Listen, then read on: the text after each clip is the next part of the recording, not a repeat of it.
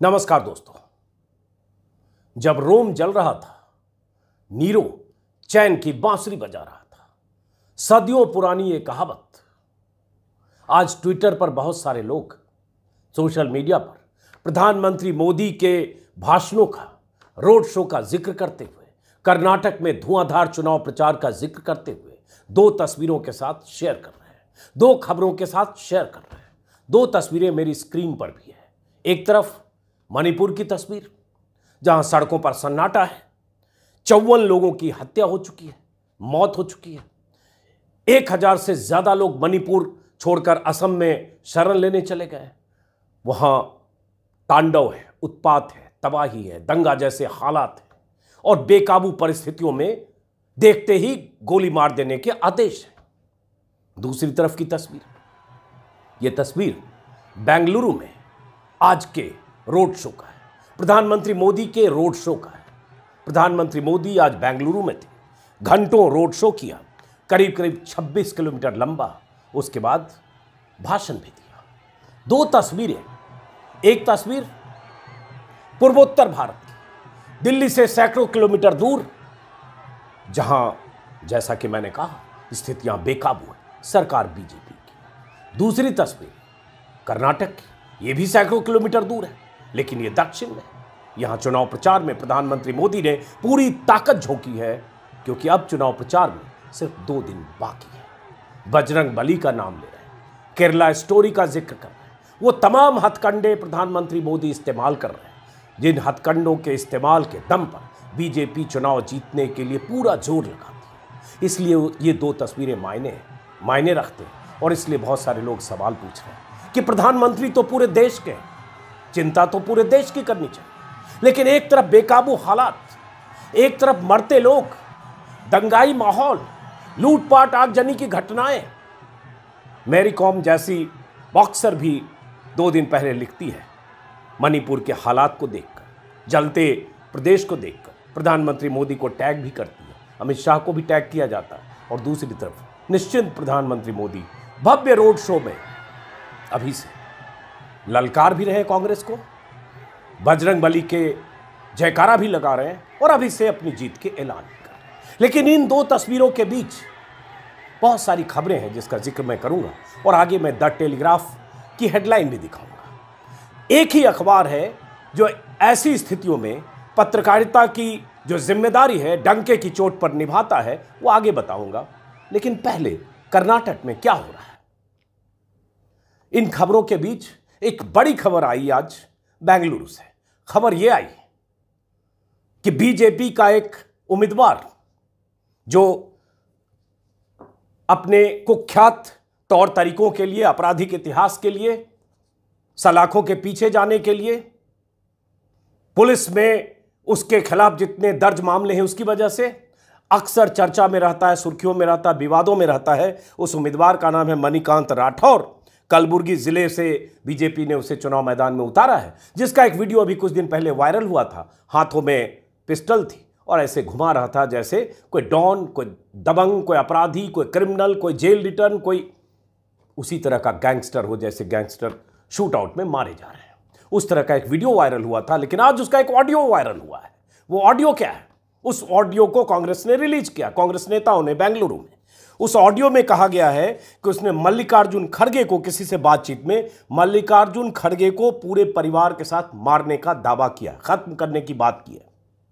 जैसा कि मैंने कहा कि बीजेपी का कैंडिडेट, साफ सुथरी पार्टी, विश्वगुरु बन चुके स्वयंभू प्रधानमंत्री, स्वयंभू विश्वगुरु नरेंद्र मोदी की पार्टी, उनकी पार्टी का एक चेहरा जो कलबुर्गी जिले से चुनाव लड़ रहा है। उसका ऑडियो सुनाने से पहले थोड़ा उसका ट्रैक रिकॉर्ड अतीत, हालांकि मैं चाहता हूं कांग्रेस नेताओं ने जो कहा वो सुन लीजिए, बहुत विस्तार से उन्होंने बताया। लेकिन जो मैं देख रहा हूं 43 आपराधिक मामले हैं कर्नाटक, तेलंगाना और महाराष्ट्र में, और उन मामलों में शांति भंग करने, धमकी, हत्या के प्रयास तक हैं। खतरनाक हथियारों से चोट पहुंचाना, बंधक बनाना, धोखाधड़ी, ड्रग, नशीले पदार्थों की तस्करी, दूध, पाउडर और चावल की तस्करी, दंगा करने, हथियारों का अवैध जखीरा। मतलब कोई ऐसा अपराध है नहीं जो इनके खाते में दर्ज नहीं है। और ये साहब पहले भी जेल जा चुके हैं, पहले जेल गए थे जब पिछले साल नवंबर में मल्लिकार्जुन खड़गे के बेटे प्रियांक खड़गे को जान से मारने की धमकी देने के आरोप में इन्हें गिरफ्तार किया गया था। एक प्रेस कॉन्फ्रेंस में राठौर ने, प्रेस कॉन्फ्रेंस में, भास्कर के हवाले से खबर बता रहा हूं,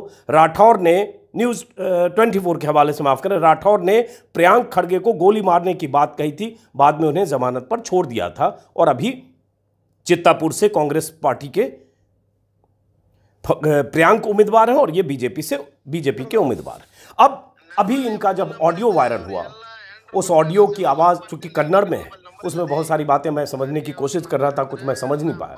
ऑडियो ये है, स्क्रीन पर आप देख पा रहे हैं, लेकिन इसमें क्या कुछ है ये कहा है कांग्रेस नेताओं ने, उसे जरा सुनिए, इससे आपको अंदाजा लगेगा। दो नेताओं का बयान मैं सुनाना चाहता हूं और आगे जैसा कि मैंने कहा टेलीग्राफ की वो हेडलाइन जो बहुत अहम है, आगे वो भी बताऊंगा कि प्रधानमंत्री मोदी ने आज रोड शो में क्या कहा है, आगे वो भी बताऊंगा कि आखिर क्या वजह हो गई कि प्रधानमंत्री बजरंगबली का जिक्र कर रहे हैं। जेपी नड्डा ये कह रहे हैं कि 9 साल पहले भारत घुटनों पर टेक के रहने वाला भारत था। वो सब भी आगे बताएंगे। बीजेपी की बेचैनी और 10 तारीख को होने वाले चुनाव। लेकिन पहले जरा सुनिए कांग्रेस के नेताओं ने क्या गंभीर आरोप लगाए हैं उस ऑडियो को जारी करते हुए। और बड़ी बात है कि प्रधानमंत्री की पार्टी बीजेपी, उसका ऐसा उम्मीदवार, ऐसा आपराधिक ट्रैक रिकॉर्ड, और वहां कह रहे हैं डबल इंजन वाली सरकार कर्नाटक को नंबर 1 बनाएगी। तो जरा सुनिए कांग्रेस नेता क्या कह रहे हैं। मणिकंठ राठौड़ नाम का भाजपा का बड़ा नेता है, प्रधानमंत्री मोदी का, मुख्यमंत्री बम्बई का बड़ा चहेता है, चित्रपुर विधानसभा से भाजपा का प्रत्याशी है।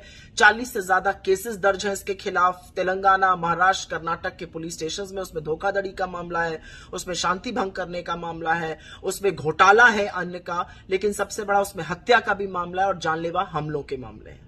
यह व्यक्ति एक ऑडियो टेप पर यह कहता हुआ पाया जाता है कि यह कांग्रेस अध्यक्ष खड़गे जी और उनके पूरे परिवार का सफाया कर देगा। मतलब क्या इस बात का? क्या कर्नाटक में आगामी हार देखकर अब भाजपा के लोग हत्या पे उतर आए हैं? आप कर्नाटक के भूमिपुत्र की हत्या की साजिश रचेंगे और इस पर पूरी तरह से मौन रहेगी भारतीय जनता पार्टी? ये किस तरह के लोग हैं? हमने ऑलरेडी इलेक्शन कमीशन में इसकी याचिका दी है और हम जानना चाहते हैं कि आज कर्नाटक की पुलिस, इस देश का प्रधानमंत्री, कर्नाटक का मुख्यमंत्री और इस देश का चुनाव आयोग क्या करेगा? एक दलित का उत्थान आपसे बर्दाश्त नहीं हो रहा है क्योंकि खड़गे जी एक मिल मजदूर के लड़के थे और आज वो कांग्रेस के अध्यक्ष हैं। ये बात आपसे पच नहीं पा रही है। लगातार आप उनकी अवहेलना करते हैं, लगातार आप उनकी अवमानना करते हैं और आज आप उतर आए हैं हत्या की बात करने पर। कांग्रेस नेताओं का आरोप है कि चूंकि बीजेपी बहुत परेशानी में है, मुश्किल में है, हार का खतरा है। पूरे कर्नाटक में 100 से ज्यादा सीटों पर बीजेपी की हालत बहुत पतली है और हार का डर है कि बीजेपी के उम्मीदवार अपने प्रचार के दौरान आपा भी खो रहे हैं। प्रधानमंत्री जो कुछ कर रहे हैं अपनी जगह, लेकिन एक ऐसा उम्मीदवार जो अपने सामने, जो कांग्रेस का उम्मीदवार है प्रियांक खड़गे, जो मल्लिकार्जुन खड़गे के बेटे हैं, उनके बारे में इस तरह से किसी से बात कर रहा है, पूरे परिवार को खत्म करने और मारने की बात कर रहा है। और जैसा कि मैंने कहा, वो बीजेपी का उम्मीदवार है, साफ सुथरी छवि वाले प्रधानमंत्री मोदी की पार्टी का उम्मीदवार है। कांग्रेस के नेताओं ने इस पर बहुत गंभीर आरोप लगाए हैं और यही कहा है कि कांग्रेस को हार का डर है, इसलिए खड़गे और उनकी पत्नी समेत पूरे परिवार की हत्या की साजिश रची जा रही है। ये सारी बातें कांग्रेस नेताओं ने कही है। अब बात आते हैं उस पर जो प्रधानमंत्री मोदी अपनी रैलियों में कर रहे हैं। और कर्नाटक में चिंता क्या है? मैंने बार बार पहले भी कहा कि 222 सीटों वाली 224 सीटों वाली विधानसभा में कांग्रेस को, जितने भी सर्वे आ रहे हैं, ज्यादातर सर्वे में कांग्रेस को बहुमत के पार या बहुमत के करीब दिखाया जा रहा है। 106 से लेकर 122 तक कुछ सर्वे में है, कुछ सर्वे तो 125-130 के पार दिखा रहे हैं। बीजेपी को लग रहा है कि अगर कर्नाटक में हारे, कर्नाटक में चूके, तो 1 साल बाद लोकसभा चुनाव तक ये जो विपक्ष की जीत की जो जमीन तैयार होगी उसका असर वहां तक न पहुंचे, इसलिए पूरी ताकत प्रधानमंत्री मोदी ने झोंक रखी है। कल भी रोड शो है, लगातार रैली। अगर प्रधानमंत्री जितना चुनाव प्रचार में इस वक्त दे चुके हैं, जितनी रैलियां और जनसभाएं कर चुके हैं और जो अभी करने वाले हैं, जो रोड शो कर चुके हैं, उसका हिसाब लगाएं तो प्रधानमंत्री मोदी 5 मई तक 14 से ज्यादा रोड शो और जनसभाएं कर चुके हैं। 6 और 7 मई, आज और कल के रोड शो और रैली को जोड़ेंगे तो 16 से ज्यादा रैली कर चुके होंगे। ये प्रधानमंत्री कर्नाटक में जिस तरह से ताकत झोंक रहे हैं, उसके लिए इस नंबर के जरिए आप समझ सकते हैं कि उनके लिए कर्नाटक कितना अहम है। सभाएं, रोड शो, सब। तो ये प्रधानमंत्री मोदी की पूरी ताकत झोंकना, लगातार ये कहना कि कर्नाटक में डबल इंजन की सरकार है, कर्नाटक को हम नंबर 1 बनाएंगे, कर्नाटक में तो हम जीत चुके हैं। इस तरह की बात मोदी आज भी कह रहे थे। लेकिन क्या कर्नाटक प्रधानमंत्री मोदी के लिए बहुत बड़ा संकट बनने जा रहा है? इसका फैसला अभी 13 तारीख को जब नतीजे आएंगे तब हो जाएगा। 10 तारीख को वोटिंग है। अब टेलीग्राफ की उस हेडलाइन की बात। द टेलीग्राफ ने एक हेडलाइन आज छापी है। सुबह मैंने देखा था, सुबह के वीडियो में करता, लेकिन सुबह मैंने इंडियन एक्सप्रेस पर वीडियो किया, इसलिए इस वीडियो को के हिस्से को टेलीग्राफ की हेडलाइन को रखा था कि शाम को कर्नाटक पर बात करूंगा तो मैं इस टेलीग्राफ की हेडलाइन का इस्तेमाल करूंगा। स्क्रीन पर आप हेडलाइन देख रहे हैं, द स्कैरी स्टोरी, डरावनी कहानी। द टेलीग्राफ की हेडलाइन है, 3 तस्वीरें इसमें है और 3 खबरें। पहली, मणिपुर में जो कुछ हो रहा है, आगजनी हिंसा और 50 से ज्यादा 54 लोगों की हत्या, मौत, जो भी कहें। बीच में प्रधानमंत्री प्रचार करते हुए कर्नाटक में, लेकिन मणिपुर के मुद्दे पर चुप। कर्नाटक में वोट मांगते हुए, बजरंगबली का जयकारा लगाते हुए, मणिपुर पर चुप। देश के प्रधानमंत्री हैं, उस सूबे में भी सरकार है। तीसरी तस्वीर द टेलीग्राफ ने जो छापी है, केरला स्टोरी जो फिल्म आई है, उसका इस्तेमाल अपने चुनाव प्रचार में किया प्रधानमंत्री मोदी ने। कल उसका भी जिक्र किया, क्योंकि वो फिल्म एक ऐसे नैरेटिव गढ़ने के लिए बनाई गई है जैसे कश्मीर फाइल्स थी, और उस फिल्म में निशाने पर एक धर्म, एक समुदाय को रखा गया, ऐसा बहुत सारे लोगों का मानना है। मैंने फिल्म देखी नहीं, लेकिन एक तथ्य तो है जिस तथ्य के साथ उस फिल्म में खिलवाड़ किया गया है, जिसको डिस्क्लेमर में केरला हाईकोर्ट के निर्देश के बाद प्रोड्यूसर ने अपनी फिल्म की शुरुआत में डिस्क्लेमर डाल दिया है। क्योंकि पहले जो टीजर आया था, ट्रेलर आया था, उसमें कहा गया था 32,000 लड़कियों ने इस्लाम धर्म कबूल किया और आतंकवादी संगठनों से जुड़े ISIS का हिस्सा बने, और दुनिया भर की कहानियां उस ट्रेलर के जरिए बताई गई थी कि केरला में लड़कियों को किन परिस्थितियों का सामना करना पड़ता है और कैसे वो आतंकवाद की तरफ धकेल दी जाती है। लेकिन सुप्रीम कोर्ट में भी वो मामला गया। कुछ लोगों ने याचिकाकर्ताओं ने फिल्म को रोकने की मांग की कि इससे धर्म की छवि खराब की जा रही है, इससे स्थितियां खराब होगी, देश में हेट्रेड होगा। सुप्रीम कोर्ट ने कहा हाईकोर्ट जाइए, और हाईकोर्ट में जब सुनवाई हुई तो डिस्क्लेमर लगा दिया गया। और जो फिल्मकार हैं, फिल्म के प्रोड्यूसर हैं, उन्होंने कहा 3 लड़कियों की कहानी है, बाकी काल्पनिक है, संयोग हो सकता है, कोई ज़रूरी नहीं वो तथ्य हो। अपने हिसाब से फिल्मकार जो जिस तरह से लिबर्टी लेता है, उस लिबर्टी के साथ ये बनाया गया है। इसका पूरी तरह से तथ्य या घटना या उससे कोई लेना देना नहीं है, वो डिस्क्लेमर है। तो कहाँ 32,000 लड़कियों की कहानी कहकर टीजर और ट्रेलर रिलीज किया जाना, और कहाँ ये कहना कि 3 लड़कियों की कहानी है। ये कहने के लिए बहुत कुछ काफ़ी है। लेकिन प्रधानमंत्री मोदी को इस तरह की फिल्म का जिक्र करने से भी कोई चुनावी फायदा अगर मिलता दिखता है, जिससे हिंदू मुसलमान का कोई नैरेटिव बन सके, क्योंकि चुनाव प्रचार में अब 2 दिन, 2.5 दिन, 3 दिन बाकी हैं, तो प्रधानमंत्री मोदी ये भी बात कहने से नहीं चूकते और केरला स्टोरी का जिक्र करते हैं। यही द टेलीग्राफ ने आज छापा है कि कहां चुप रहते हैं और कहां बोलते हैं, किस मुद्दे पर चुप रहते हैं जो देश के लिए बहुत जरूरी मुद्दा हो। मामूली बात नहीं है। मणिपुर में अगर 54 लोगों की मौतें हुई है, मामला आरक्षण से जुड़ा है। मैतई वहां का समुदाय है, उसको आरक्षण दिया गया, उसी पर वहां बवाल है। उस विस्तार में बहुत नहीं जा रहा हूं, लेकिन अगर वहां स्थितियां बेकाबू हो गई कि 54 लोगों की मौत हो गई, 8 जिलों में कर्फ्यू है, इंटरनेट बंद है, सेना और असम राइफल के 10,000 जवानों की तैनाती हो गई है, 1100 लोग असम चले गए हैं, CRPF ने अपने जवानों की छुट्टियां रद्द कर दी हैं। ये सब होने के बाद, इतनी बड़ी घटना होने के बाद प्रधानमंत्री को क्या मणिपुर पर चिंता नहीं जतानी चाहिए थी? ऐसा नहीं लगना चाहिए था कि प्रधानमंत्री मणिपुर की घटना को लेकर कितने चिंतित हैं और क्या कुछ कर रहे हैं? लेकिन प्रधानमंत्री की चिंता कर्नाटक है। यही द टेलीग्राफ ने आज छापा है, और इसी खबर को, इन्हीं खबरों का जिक्र करते हुए बहुत सारे लोग सदियों पुरानी उस कहावत को, जो रोम के साम्राज्य को लेकर कहा जाता, नीरो के साम्राज्य को लेकर, वही जिक्र कर रहे हैं कि जब रोम जल रहा था तो नीरो चैन की बांसुरी बजा रहा था।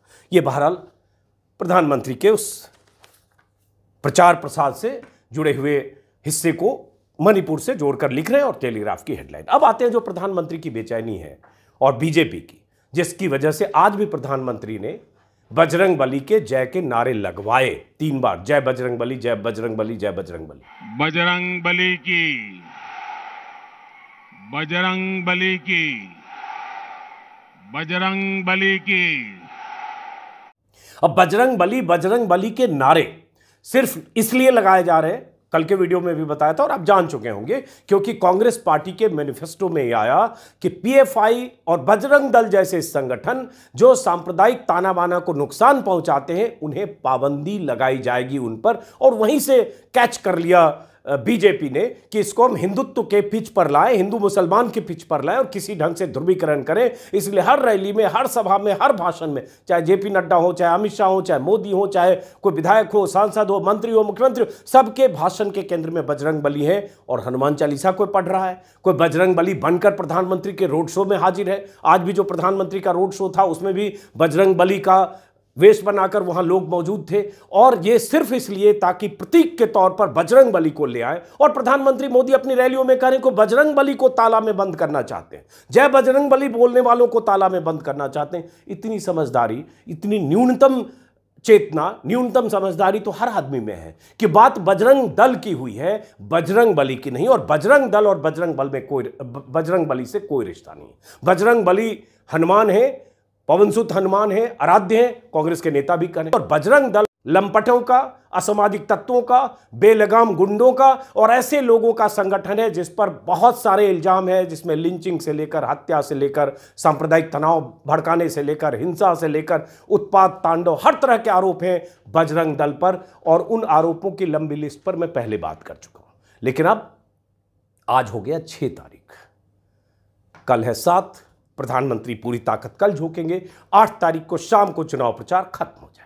अब कर्नाटक की जनता को तय करना है कि वो किसकी सरकार चाहती है। बीजेपी का पूरा जोर इस बात पर है कि किसी भी ढंग से कांग्रेस को बहुमत न मिले। 113 के आंकड़े पर कांग्रेस बहुमत हासिल कर सकती है, 224 सीटों की विधानसभा। लेकिन अगर कांग्रेस ने कंफर्टेबल मेजॉरिटी, बहुमत नहीं हासिल किया, 118-20 तक नहीं पहुंची, तो कांग्रेस मुश्किल में होगी, क्योंकि उसमें 2, 4, 6 तो इस्तीफे कराने, वो खेल में बीजेपी माहिर है। और अगर कांग्रेस बहुमत के आंकड़े से कम पर हुई, जो बीजेपी की भी कोशिश होगी कि किसी भी ढंग से, अगर कांग्रेस सबसे बड़ी पार्टी भी होती है और अगर उसे बहुमत नहीं मिलता है, तो बीजेपी और जेडीएस ऐसी स्थिति में आ जाए कि सरकार बन जाए। इसी तरह की रणनीति के तहत बीजेपी पूरी ताकत लगा रही है। हालांकि जैसा कि मैंने कहा, तमाम सर्वे इशारा कुछ और कर रहे हैं। लेकिन आखिरी दौर में, आखिरी तौर पर जिस ढंग से बीजेपी नेताओं की बेचैनी और जिस ढंग से बीजेपी नेताओं का प्रचार, जिस ढंग से खुद को प्रधानमंत्री ने झोंक दिया मैदान में उतरकर, मणिपुर की घटना और उन तमाम घटनाओं को नजरअंदाज करके, उससे साफ लगता है कि पैरों के नीचे से जमीन खिसकी हुई। उसके बाद जेपी नड्डा के एक भाषण का जिक्र बहुत हो रहा है। जेपी नड्डा ने अपने भाषण में, बीजेपी के राष्ट्रीय अध्यक्ष, और इस तरह की भाषा अगर जेपी नड्डा बोलते हैं तो ताज्जुब होता है। कंगना रनौत बोल दे या कोई और बोल दे, कोई कपिल मिश्रा टाइप का बोल दे, कोई ट्रोल बोल दे, कोई बीजेपी आईटी सेल वाला बोल दे, कोई बीजेपी का छुटवैया नेता बोल दे, कोई विधायक बोल दे, वो सब तो ठीक है, वो बोल ही रहे लगातार। प्रधानमंत्री मोदी की चाटुकारिता में, चमचागिरी में वो बोल ही रहे। राष्ट्रीय अध्यक्ष तक अगर ये बोलते हैं कि 9 साल पहले घुटने टेक कर चलने वाला भारत अब दुनिया में सिक्का जमाने वाला भारत बन गया, जो जेपी नड्डा ने कहा था, उनके इस भाषण के टुकड़े को कल उन्होंने कहा था। कल बहुत सारे लोग लगातार ट्वीट कर रहे थे कि ये कहना कि भारत 9 साल पहले तक घुटने टेक कर चलता था, तो वो कहानियां 71 की वो लड़ाई जिसमें पाकिस्तान के 2 टुकड़े हो गए, पाकिस्तान आज तक कराहता है। आज तक पाकिस्तान उस जख्म को भूल नहीं पाया जब इंदिरा गांधी की सरकार थी। क्या हुआ था, कैसे बांग्लादेश बना था, और बाद में भी आए 65 की लड़ाई, उसके बाद आए वाजपेयी का काल, वो 6 साल, करगिल की लड़ाई भी हमने देखा। ऐसी कहानियां, ऐसे दौर में जब भारत ने सर उठाकर दुनिया के सामने अपनी ताकत का एहसास कराया, बहुत कुछ कहा, लिखा, बोला गया है। लेकिन ये वो लोग हैं जो मानते हैं कि देश को आज़ादी ही, असली आज़ादी 2014 के बाद मिली क्योंकि मोदी जी आए। उसके पहले ना तो कोई सरकार थी, न भारत था, न भारत का आत्मबल था, न भारत सरकार किसी ढंग से सक्षम थी। ये सारी थ्योरी, सारी कहानियां, सारी नैरेटिव वो लोग गढ़ते हैं जो दरअसल अंधभक्त हैं, अनपढ़ हैं, कुपढ़ हैं, या जिनको इतिहास के बारे में कोई अता पता नहीं है, या इतिहास जितना थोड़ा बहुत जानते हैं उसके बाद भी वही दिखाना बताना चाहते हैं। लेकिन अब जेपी नड्डा भी उसी श्रेणी में। तो जेपी नड्डा ने जब कल कहा, उनका एक भाषण का टुकड़ा जब वायरल हुआ, तो बहुत सारे लोगों ने ट्विटर पर, कांग्रेस के नेताओं ने, बहुत सारे साहित्यकारों ने, तमाम लोगों ने लिखा। बहुत सारे लोगों ने वाजपेयी के दौर का जिक्र करके लिखा कि कम से कम वाजपेयी का ही सम्मान कर लेते कि वाजपेयी के दौर में करगिल की लड़ाई हुई थी और कैसे करगिल में हमारे जवानों ने धूल चटाई, बहुत सारी ऐसी घटनाओं का जिक्र करते हुए जब भारत की ताकत को दुनिया ने माना, चाहे वो पोखरण का मामला हो, चाहे जैसे भारत अगर परमाणु संपन्न देश बना तो ये परमाणु संपन्नता, एटॉमिक कंट्री, ये क्या मोदी जी के राज में बना या एटम बम पहले बना? वो पोखरण का विस्फोट और उसके बाद वाजपेयी के दौर की वो तमाम बातें। लेकिन जाहिर है चूंकि मोदी को ही महान बनाना है, चूंकि देश को और अपने समर्थकों को, अंधभक्तों को यही बताना है कि 2014 के पहले देश में कुछ था नहीं, तो इसलिए जेपी नड्डा भी इस तरह की बातें कर रहे हैं। लेकिन क्या इन सब बातों के आधार पर कर्नाटक की जनता तय करेगी? बहुत सारे लोग जो राजनीतिक विश्लेषक हैं, जो कर्नाटक को जानते हैं, वो मानते हैं कि कर्नाटक के कुछ हिस्से में जो बीजेपी की प्रयोगशाला है, 20-25 सीटों वाले इलाके में तो ठीक है, फिर भी कुछ हिंदुत्व का मुद्दा चलेगा, लेकिन ओवरऑल 250 सीटें ऐसी हैं जो सिर्फ हिंदू मुसलमान पर प्रभावित नहीं होती हैं, वहां बजरंग बली का मुद्दा इतना बड़ा मुद्दा नहीं बनेगा। लेकिन अब हमें इंतजार करना होगा 13 तारीख के नतीजों का। 10 तारीख को जब पोलिंग होगी, शाम तक एग्जिट पोल का कुछ रुख आएगा, उससे पता चलेगा। फिलहाल इस वीडियो को खत्म करते हैं, फिर मुलाकात होगी और हमारी नज़र होगी, आपकी भी नज़र होगी, बीजेपी के नेताओं की भी नज़र होगी। इस बीच पहलवानों का धरना चल रहा है, कल 7 तारीख है, खापों के नुमाइंदे कल वहां पहुंचने वाले हैं, कुछ किसान नेता भी पहुंचेंगे जंतर मंतर पर। पूरे दिन मैं भी वहां रहूंगा, देखने समझने की कोशिश करूंगा। आपने अगर मेरे YouTube चैनल को सब्सक्राइब नहीं किया तो सब्सक्राइब करें, ज्वाइन नहीं किया तो ज्वाइन करें। मुलाकात होती रहेगी।